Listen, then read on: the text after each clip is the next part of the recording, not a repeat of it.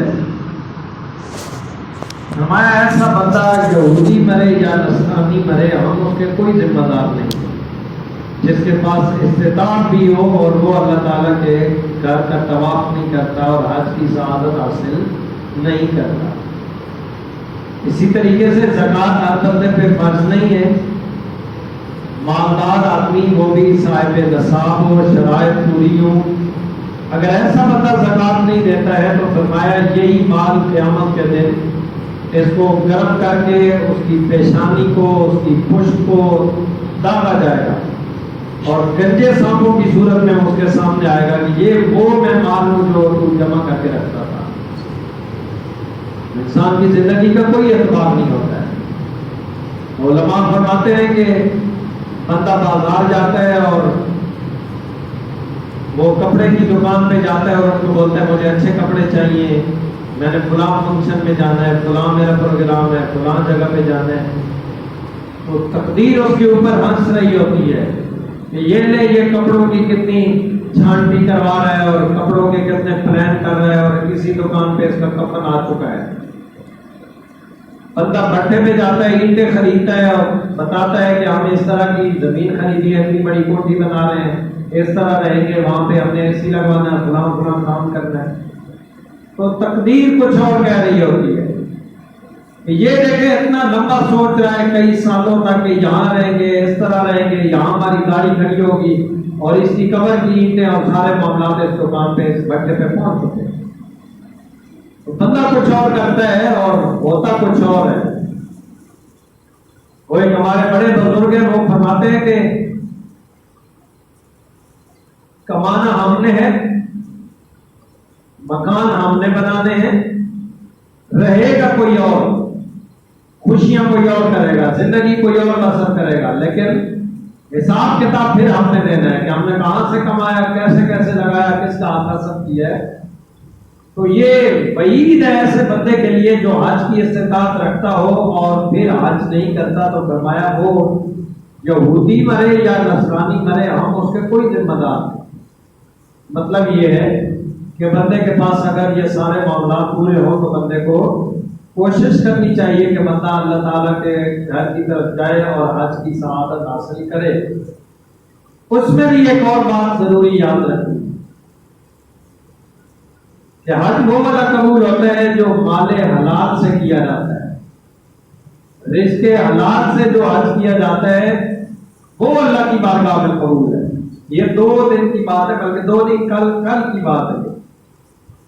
ایک مدرسے کا بچہ وہ میرے پاس بیٹھا تھا تو بتاتا ہے کہ میں کل نہیں آ سکا ہوں، ایک ہمارے محلے میں ایک عورت ہے اور وہ بیچاری بزرگ ہے، بوڑھی ہے اور اس کا کوئی والی وارث نہیں ہے، تو وہ بیمار ہو گئی ہے، اس کا ایک بھائی ہے ادھر پاس ایک علاقہ ہے، تو کہتا ہے کہ میں نے گاڑی بک کروائی اور اس کو میں چھوڑنے کے لیے گیا ہوں، اور جب میں وہاں پہنچا ہوں تو اس عورت کا جو بھائی تھا اس نے کہا ہے میں نے اس کو اپنے پاس نہیں رکھنا ہے، سگا بھائی ہے، اور رکھنا کیوں نہیں ہے؟ کہتا ہے کہ اس کی ایک حویلی ہے اور اس کی کچھ زمین ہے، جس وقت تک وہ مجھے لکھ کے نہیں دیتی اس وقت تک میں اس کو گھر میں نہیں رکھ سکتا ہوں۔ سگی بہن ترس رہی ہے اور وہ بہن کہتی ہے کہ میں نے اپنے بھائی کے پاس جانا ہے، میں کہیں اور نہیں رہتی ہوں، اور بھائی کہتا ہے کہ میں اس وقت تک رکھنے کے لیے تیار نہیں ہوں جس وقت تک یہ ساری حویلی اور زمین میرے حوالے نہیں کر دیتی ہے۔ اندازہ لگائیں اس طریقے سے جو مال کمایا جاتا ہے اور غصب کیا جاتا ہے، پھر بندہ اس سے زکوٰۃ دے پھر بندہ حج کرے تب بھی، پھر بندہ وہ کپڑے پہن کے نماز پڑھے پھر بندہ لوگوں میں مال تقسیم کرتا رہے، پھر بھی وہ ساری چیزیں گندے کپڑے میں لپیٹ کے بندے کے منہ پہ مار دی جاتی۔ اس لیے حج وہ اللہ کی بارگاہ میں قبول ہوتا ہے جو رزق حلال سے کیا جاتا ہے۔ کس سے؟ صرف قربانی کے لیے جو ہم بکرا خریدتے ہیں اس کا حلال ہونا ضروری نہیں ہوتا ہے، جس پیسے سے ہم خرید کے لے آتے ہیں اس پیسے کا حلال ہونا بھی ضروری ہوتا ہے۔ تو صرف حج کے لیے جانا اور وہ سارے ارکان ادا کرنا اور وہ چکر کاٹنا بیت اللہ شریف کے، اگر ہم مال حرام سے جاتے ہیں تو سوائے چکروں کے اور کوئی شے بھی ہمارے حصے میں نہیں آتی ہے، لیکن اگر صحیح طریقے سے کیا جاتا ہے تو غالباً میں نے پچھلے جمعے پہ عرض کی تھی کہ آج تک کوئی مشین ایسی ایجاد نہیں ہوئی جو بندے کے گناہ دھلائی کر سکتی ہو، لیکن نبی رحمت صلی اللہ علیہ وسلم نے ارشاد فرمایا جو بندہ اللہ کی رضا کے لیے حج کرتا ہے، مناسک حج صحیح طریقے سے ادا کرتا ہے، فرمایا حج کے ادائیگی کے بعد اس طریقے سے پاک ہو جاتا ہے جیسے ماں نے اسے آج ہی جنم دیا ہو۔ جیسے بچہ پیدا ہوتا ہے اور گناہوں سے پاک ہو جاتا ہے، ایسے ہی بندہ صحیح طریقے سے حج کرتا ہے تو اللہ بندے کو گناہوں سے پاک فرما دیتا ہے۔ تو یہ تب ہے جب یہ شرائط، اللہ کی رضا اور یہ ساری دیگر چیزیں اس میں شامل ہوں۔ حج کے لیے ہم جاتے ہیں تو وہاں پہ آپ نے دیکھا ہوگا کہ پوری دنیا سے لوگ آتے ہیں، یا صرف پاکستان سے جاتے ہیں؟ پوری دنیا سے آتے ہیں۔ رنگ مختلف ہو سکتا ہے، زبان مختلف ہو سکتی ہے، قومیں مختلف ہو سکتی ہیں، نام مختلف ہو سکتے ہیں، لیکن حج کے لیے جب بندہ جاتا ہے تو وہاں پہ کچھ اور سبق بھی مجھے اور آپ کو دیا جاتا ہے۔ جیسے آپ سارے ماشاءاللہ بیٹھے ہیں، یہ جمعے کا اجتماع ہوتا ہے اور یہ محلے کے لحاظ سے ہم اکٹھے ہوتے ہیں، یعنی کسی کا اس گلی میں گھر ہے، کسی کے اگلی میں ہوگا، کسی کا اس کے اگلی میں، یہاں ارد گرد کے لوگ مسجد میں جمعے کے اجتماع میں شامل ہوتے ہیں، اور یہ مسلمانوں کا چھوٹے لیول پہ اجتماع ہوتا ہے جو جمعے کا ہوتا ہے۔ اس سے بڑا اجتماع ہمارا عید کے موقع پہ ہوتا ہے، جب محلے سے نہیں دور دراز سے بھی لوگ مسجد میں آتے ہیں اور نماز عید ادا کرتے ہیں۔ اور حج کا اجتماع ہمارا عالمی اجتماع ہوتا ہے جہاں پوری دنیا سے لوگ آتے ہیں اور وہاں پہ اکٹھے ہوتے ہیں۔ اور کیسے اکٹھے ہوتے ہیں؟ کپڑے ان کے کیسے ہوتے ہیں، لباس کیسا ہوتا ہے؟ سب کا ایک جیسا ہوتا ہے؟ بولیں اونچا بول دیں، سب کا ایک جیسا ہوتا ہے؟ چادریں ایک جیسی ہوتی ہیں، کلر ایک جیسا ہوتا ہے؟ اچھا، کوئی عربی ہوتا ہے، کوئی پشتو بولتا ہے، کوئی ہندی بولتا ہے، کوئی کہیں سے قسم قسم کی زبانیں بولتے ہیں۔ وہاں پہ جب ہم جاتے ہیں اور ہماری زبان سے اللہ کی تکبیر تسبیح بلند ہوتی ہے تو سب کے لفظ ایک جیسے ہوتے ہیں؟ اچھا، رش زیادہ ہوتا ہے حج کے موقع پہ، اجتماع بڑا ہوتا ہے، ایسے ہوتا ہے بھائی ایک شفٹ والے بھائی ابھی طواف کر لیں، ایک شفٹ والے شام کو کر لیں گے، ایک والے کل کر لیں گے، ایسے ہوتا ہے؟ سارے ارکان بیک وقت سب نے اکٹھے کرنے ہوتے ہیں۔ وقوف عرفات میں، میدان عرفات میں جانا ہے تو اکٹھے جانا ہے، مینا میں جانا ہے تو اکٹھے جانا ہے، کنکریاں مارنی ہے تو اکٹھی مارنی ہے، صفا مروہ پہ جانا ہے تو اکٹھے کرنا ہے، جتنے معاملات ہوتے ہیں بیک وقت ہوتے ہیں۔ تو حج صرف ہمارے لیے عبادت نہیں ہوتی، بلکہ مسلمانوں کو یہ سبق دیا جاتا ہے کہ پہلے بھی تم عزت والے تھے، وقار والے تھے، تمہارا روب اور دبدبا تھا، لیکن اس وقت تک تھا جب تک تمہارے اندر یہ اجتماعیت تھی، یہ اتحاد تھا، تمہارا سبق ایک جیسا تھا، تمہاری زبان ایک جیسی تھی، لباس ایک جیسا تھا، اٹھنا بیٹھنا ایک جیسا تھا۔ تو وہاں پہ مجھے اور آپ کو یہ پیغام دیا جاتا ہے۔ حج کا جو خطبہ ہوتا ہے اس میں اگلے پورے سال کا نیا عمل دیا جاتا ہے، لیکن افسوس کے ساتھ آج کل تو ہم مساجد میں بھی اور بلکہ حج کے موقع پہ بھی جو خطبہ دیا جاتا ہے دیگر جگہوں پہ بھی، وہ صاف ستھرا ایک برقع جس کے اوپر لفظ لکھے ہوتے ہیں کہ یہ پڑھنا ہے، اس سے آگے پیچھے ایک لفظ بھی نہیں پڑھ سکتے۔ وہ اور وقت تھا جب وہ مسلمانوں کو ان کے حقائق، ان کا طرز عمل، ان کے آنے والے معاملات، آنے والی پریشانیاں، ان کا حل، یہ ساری چیزیں حج کے موقع پہ بتائی جاتی، بلکہ خود سرکار دو عالم صلی اللہ علیہ وسلم، بولیے صلی اللہ علیہ وسلم، آپ نے پوری زندگی میں ایک حج فرمایا۔ کس نے؟ ایک۔ کتنے حج فرمایا آپ نے؟ ایک حج پوری زندگی میں۔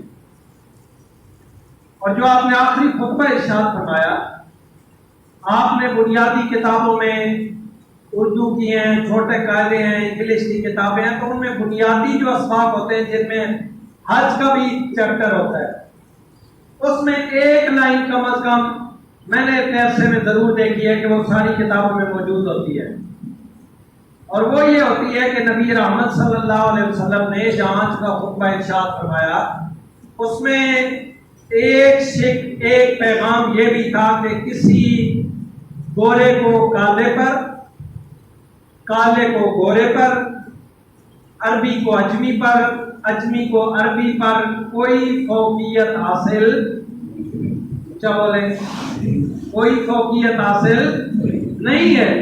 آج کا میں چودھری صاحب ہوں، میں راجہ صاحب ہوں، میں فلاں صاحب ہوں، میں فلاں صاحب ہوں، اور یہ اس کی قوم دیکھ رہی ہے ہمارے اسٹیٹس کا ایسا ہی، تب ہمارے اندر یہ انتشار بن گیا، تب ہمارے اندر نفرتیں پھیل گئی ہیں۔ یہ اس کی قوم دیکھے، میں اس کا جھوٹا پانی پیوں، میں اس کے ساتھ پلیٹ میں بیٹھ کے کھانا کھاؤں، حالانکہ جن کے لیے پوری کائنات بنی ہے، جب سارے صحابہ کرام کی ٹولیاں گروپ بن جاتے اور وہ کالے رنگ کا بلال کھڑا ہوتا تو حضور فرماتے آ جاؤ میرے ساتھ میری پلیٹ میں تم کھانا کھاؤ۔ یہ پیغام حج کے موقع پہ دیا جاتا ہے، اور ساتھ ارشاد فرمایا اللہ کی بارگاہ میں سب سے زیادہ عزت والا، وقار والا، اللہ کی بارگاہ میں سب سے زیادہ قیمتی وہ شخص ہے جس کے دل میں تقوی جتنا زیادہ موجود ہے۔ ملک صاحب، چودھری صاحب، راجہ صاحب، فلاں صاحب ہونے کی وجہ سے اللہ کی بارگاہ میں عزت نہیں ہے، تقوی کی وجہ سے ہے۔ اور یہ پیغام مجھے اور آپ کو حج کے موقع پہ دیا گیا ہے۔ تو یہ وہ دن ہے جہاں قافلے در قافلے، جوک در جوک پوری دنیا سے لوگ اللہ کے گھر کی طرف رواں دواں ہیں، کچھ جا رہے ہیں، کچھ تڑپ رہے ہیں، کچھ خواہش رکھتے ہیں کہ اللہ کرے گا انشاءاللہ اسباب پیدا ہوں گے تو ہم بھی حج بیت اللہ کی شہادت حاصل کریں گے۔ آخری بات سن لی، یہ گفتگو مکمل کر لیتا ہوں۔ حضرت شفیق بلخی رحمۃ اللہ علیہ آپ فرماتے ہیں میں حج کے لیے مکہ المکرمہ جا رہا تھا تو راستے میں نے ایک شخص کو دیکھا جس کی دونوں ٹانگیں نہیں ہیں اور وہ کھسٹ کھسٹ کے چل رہا ہے، ایسے رینگ رینگ کے چل رہا ہے۔ تو مجھے بڑا ترس آیا کہ میں حج کے لیے جا رہا ہوں تو یہ بندہ اس سے پوچھ لوں کم از کم کوئی راستے میں پریشانی، کوئی مسئلہ، کوئی میرے کوئی حق میں ہے تو میں تمہاری خدمت کر دوں۔ تو میں نے اس سے پوچھا بھائی تم کہاں سے آ رہے ہو؟ وہ کہتے ہیں میں سمرقند سے چلا ہوں۔ پوچھا کہاں جا رہے ہو؟ کہتے ہیں میں بیت اللہ شریف کی زیارت کے لیے جا رہا ہوں۔ بولیے سبحان اللہ۔ سمرقند سے چلا ہوں، ٹانگیں نہیں ہیں، اور جا کر رہا ہوں بیت اللہ شریف جا رہا ہوں۔ اور پوچھا کہ عرصہ کتنا ہوا ہے؟ تو وہ شخص جس کی ٹانگیں نہیں ہے اور گھسٹ گھسٹ کے چل رہا ہے وہ کہتا ہے کہ مجھے 10 برس ہو گئے گھر سے نکلے ہوئے، اللہ کے گھر کی زیارت کرنے کے لیے، اور مجھے پورا یقین ہے کہ یہ اللہ تعالیٰ کے گھر کا عشق اور محبت جو مجھے اٹھا کے لے جا رہی ہے، مجھے امید ہے کہ انشاءاللہ مرنے سے پہلے اللہ مجھے اپنے گھر کا زیارت دیدار ضرور نصیب فرمائے گا۔ مقدس، پاکیزہ اور بابرکت گھڑیوں میں ہم سارے مالک کی بارگاہ میں دعا گو ہیں کہ اللہ تعالیٰ زندگی میں ایک مرتبہ، بلکہ اس کی بارگاہ میں تو کوئی کمی نہیں ہے، بار بار اپنے گھر کی حاضری نصیب فرمائے، اور بالخصوص حج بیت اللہ کی مقدس ساعتیں ہم بھی نصیب فرمائے۔ وآخر دعوانا الحمدللہ۔